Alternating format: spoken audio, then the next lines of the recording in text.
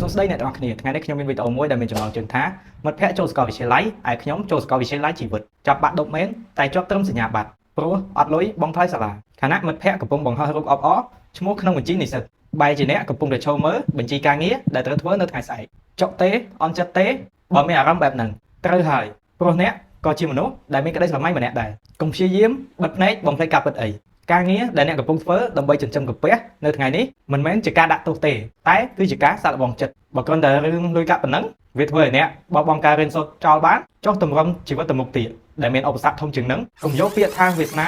មកធ្វើជាលេសសម្រាប់ភាពកំសែតរបស់អ្នកស្ដាប់ឲ្យច្បាស់ចេញធ្វើការមិនមែនមានន័យថាការរៀនត្រូវបញ្ចប់ត្រឹមហ្នឹងទេចូលប្រើពេល1ឆ្នាំឬ2ឆ្នាំនេះរកលុយឲ្យបានច្រើនបំផុតនឹងការរៀនរស់នៅឲ្យបានពូកែបំផុតក្នុងពេលដែលគេរៀនទ្រឹស្ដីនៅក្នុងបន្ទប់ម៉ាស៊ីនត្រជាក់អ្នកកំពុងរៀនអនុវត្តផ្ទាល់នៅលើសមរភូមិជីវិតទុកឲ្យគេទៅមុនចុះឲ្យតែអ្នកមិនឈប់ដើរថ្ងៃក្រោយអ្នកនឹងទៅដល់ដូចគ្នាក្នុងភាពជាម្ចាស់ការលើខ្លួនឯង